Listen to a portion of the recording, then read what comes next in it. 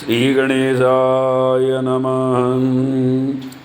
श्रीमन्नारायण नारायण नारायण श्रीमन्नारायण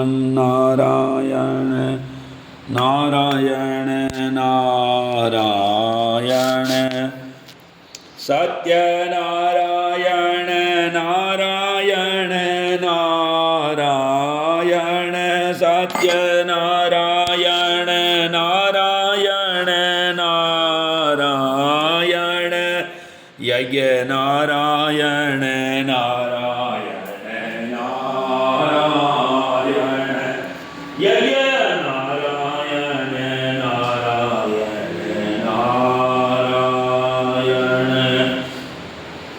बोलो नारायण नारायण नारायण बोलो नारायण नारायण नारायण रखो नारायण नारायण नारायण जप लो नारायण नारायण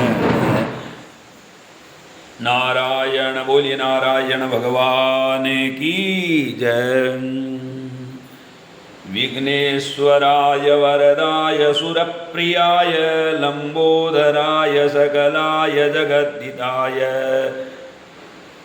नागाननाय श्रुतियज्ञ विभूषिताय गौरीसुताय गणनाथ नमो नमस्ते।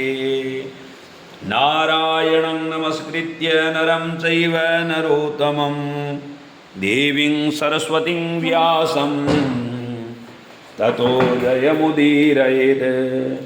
भगवान श्री नारायण के चरणों में नमस्कार करके वेद और विद्या और वाणी को पवित्र करने वाली माँ सरस्वती के चरणों में नमस्कार करके अपने अपने गुरुदेव के चरणों में नमस्कार करके पौष मास के कृष्ण पक्ष की एकादशी का महात्म्य वर्णन कर रहे हैं।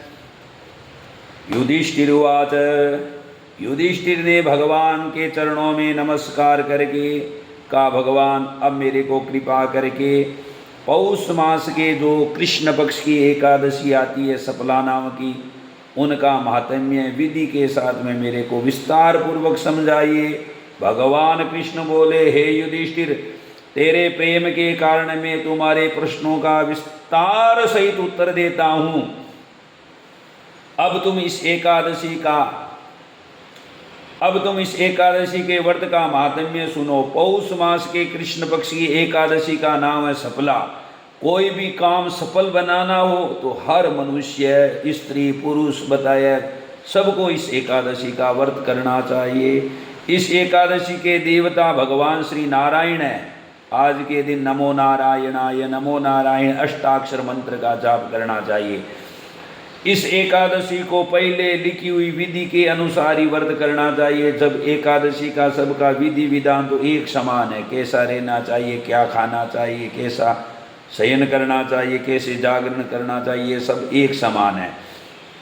और बताया इस एकादशी के भगवान कृष्ण कहते मुझे ऋतु के अनुकूल फल अर्पण करे। मनुष्य को 5 सहस्र साल तपस्या करने से जिस पुण्य का फल मिलता है वह पुण्य भक्ति पूर्वक आज की रात्रि में जागरण सहित करने से, सफला एकादशी का व्रत करने से मनुष्य को प्राप्त हो जाता है।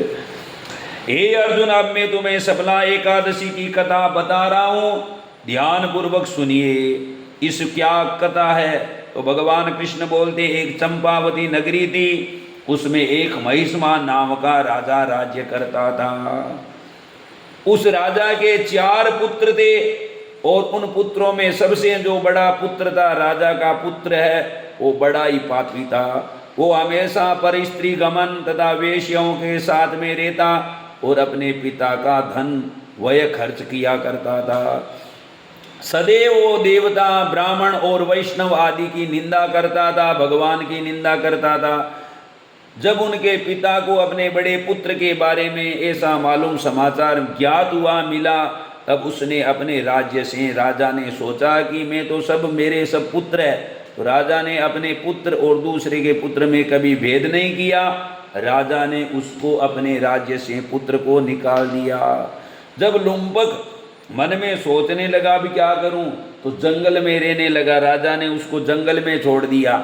लेकिन लुम्पक राजा का पुत्र क्या करता है, पूरे दिन जंगल में रहता है और रात्रि के समय में अपने पिता के नगरी में आता है और आकर के चोरी करके लेकर के चला जाता है। बहुत बार रात्रि के समय में जो बताया पहरेदार थे पकड़ लेते थे, लेकिन राजा का पुत्र मान करके जान करके छोड़ देते थे कि यह तो राजा का पुत्र है। ऐसा कह करके वो ऐसे करते करते बहुत समय हो गया। अब राजा को पता, गांव वालों ने कहा राजन क्या करे, गांव के अंदर हर रात्रि के समय में चोरी हो रही है, अब क्या करे, अब कैसा रहेंगे, और चोर पकड़ा नहीं जा रहा है। यह बात सुनते ही राजा ने कहा, आप पैरोदारों से कहा आप रात्रि के समय में सब, रात्रि के अंदर सब ध्यान से रहो और चोर को पकड़ लो। एक दिन क्या होता है, राजा के पुत्र को पकड़ लिया और राजा के सामने उपस्थित किया। तो राजा ने कहा इसको महान जंगल में छोड़ दो, जहाँ जंगल में देवता दानव मनुष्य कोई भी नहीं पहुंच सकता है, खाली भगवान ही पहुंच सकते हैं। ऐसा सुंदर एक जंगल था। बोला इधर छोड़ दो, यहाँ तो न तो कोई चोरी करेगा और किसी का जीव हिंसा ही करेगा। ऐसा कह करके बताया। राजा ने उसको गैन जंगल में छोड़ दिया और जंगल को बताया है, वहाँ पर जंगल में एक रास्ते के ऊपर पिंपल का वृक्ष था। लुम्पक राजा का पुत्र सोचने लगा अब तो कुछ भी हो जाए, मेरे को कोई कुछ न खाने के लिए मिलेगा ना, क्या करूं, अब जंगल में ही मेरे को रह करके समय निकालना पड़ेगा। अब राजा का पुत्र लुम्पक क्या करता है, जंगल में भी बड़े बड़े जानवरों को मारना, उनके मांस को खाना, ऐसा प्रारंभ कर दिया। समय निकलता है, आराम का समय निकलता है तो पता नहीं चलता है कब समय निकल गया। दुख का समय आता है तो जाता ही नहीं है, एक दिन भी पहाड़ के समान लगता है। तो राजा का पुत्र क्या कर रहा है, रात्रि के समय में बताया है, एक शेर को बताया है, बड़े बड़े शिकार करता था, मांस खाता था।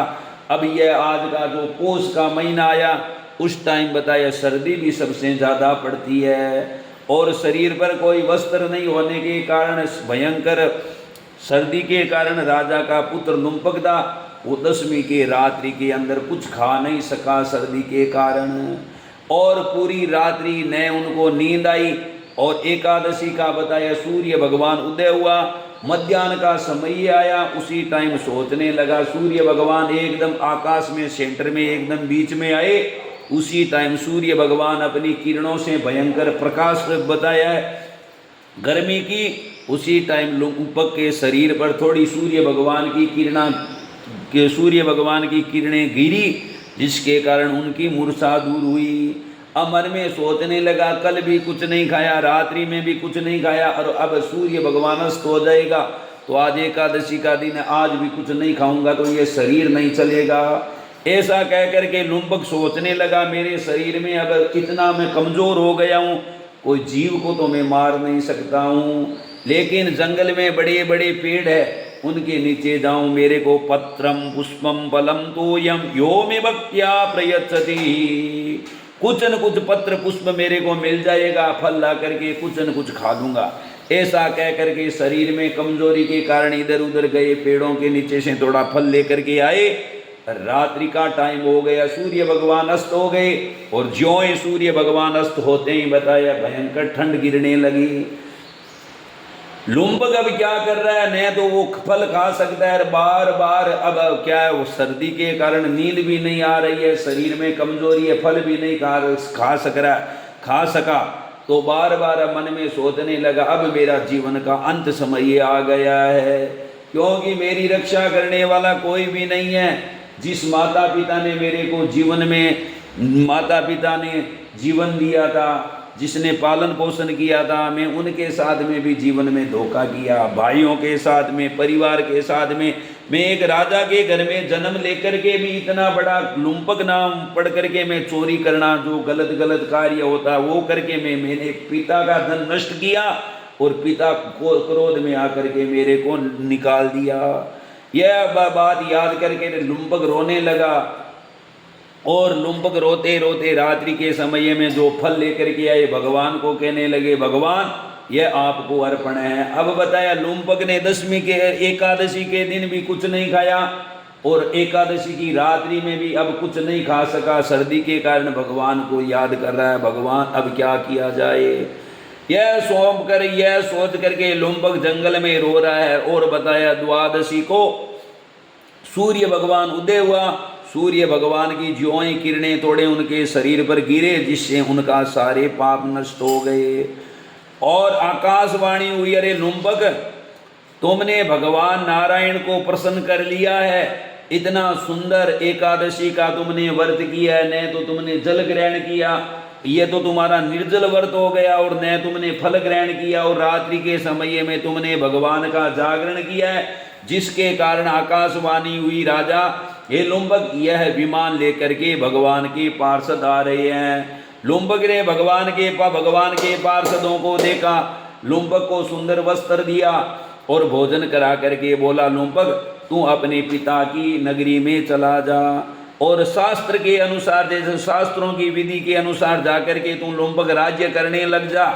और यह आकाशवाणी सुनी, लुम्बक ने मन में सोचा भगवान की कृपा हो गई, लुम्बक सुंदर हो गया और भागता दौड़ता हुआ अपने पिता के पास में गया और पिता से कहने लगे, अरे पिता ने कहा, लुम्बक तू इतना अपराधी था, सबको मारता था, पीटता था, सबसे लड़ाई झगड़ा, तुमने वेश्यागमन गलत रास्ता किया, जीवन में पकड़ करके रखा था। लुम्बक ने कहा, अरे पिताजी मैंने भगवान की भूल में एकादशी का व्रत करने के कारण भगवान नारायण एकादशी प्रसन्न हो गई और मेरे को यह आशीर्वाद दिया है। लुम्बक को अच्छा दे करके राजा सोचने लगा, बड़ा पुत्र है मेरा, ज्येष्ठ पुत्र है, मैं भी वृद्ध अवस्था आ रही है। राजा अपने लुम्बक पुत्र को राज्यभार सौंप करके राजा ने कहा, मैं तो जंगल में जा करके तपस्या के लिए जा रहा हूँ। राजा अपने शरीर का जीवन को सुधारने के लिए भगवान की आराधना करने के लिए जंगल में चले गए। उनके बाद में बताया लुम्बक का विवाह हो गया, सुंदर स्त्री आई, सुंदर पुत्र हुए और लुम्बक भगवान श्री नारायण का बड़ा भक्त हो गए। वृद्ध अवस्था आने पर भी वह लुम्बक भी अपने पुत्रों को गति दे करके, जैसे पिता करता है वैसा ही पीछे पुत्र करता है। लुम्बक के पिता जंगल में भगवान की प्राप्ति के लिए वृद्ध अवस्था में गए, उसी प्रकार बताया लुम्बक भी वृद्ध अवस्था आने पर भगवान की प्राप्ति के लिए जंगल में जाकर के भगवान की आराधना करने लगे। भगवान कृष्ण कहते हैं, हे युधिष्ठिर यह सफला एकादशी का माहात्म्य मैंने सुनाया है, विधि के अनुसार इसका व्रत करते हैं। अगर विधि यह शास्त्र है, विधि मुसृज्य वर्तते काम कारत न च सिद्धिमवाप्नोति न सुखं न परांगति। भगवान कृष्ण गीता में कहता है, विधिहीनम शिष्टानम, विधि के साथ में अगर थोड़ा भी हम कार्य करते हैं तो वो बहुत ज़्यादा फल हमको देते हैं, और विधि से विपरीत हम अगर ज़्यादा भी कर लेते हैं तो उसको कुछ फायदा नहीं होता है। न करने वाले को फायदा होता है और न कराने वाले को फायदा होता है। तो भगवान कृष्ण कहते हैं विधि के साथ में इस सफला एकादशी का व्रत करना चाहिए। इस व्रत को करते हैं वो इस लोक में सुखी रहते हैं और मरने के बाद में भगवान के लोक का अधिकारी बन जाता है। बोलिए कृष्णचंद्र भगवान की, एकादशी महारानी की जय। हे गोपाल राधा कृष्ण गोविंद गोविंद, हे गोपाल राधा कृष्ण गोविंद गोविंद, कृष्ण गोविंद गोविंद, कृष्ण गोविंद गोविंद, कृष्ण गोविंद गोविंद, कृष्ण गोविंद गोविंद। हे गोपाल राधा कृष्ण गोविंद गोविंद, हे गोपाल राधा कृष्ण गोविंद गोविंद, कृष्ण गोविंद गोविंद, राधे गोविंद गोविंद। हे गोपाल कृष्ण गोविंद बोलिए गोविंद भगवान की, एकादशी महारानी की।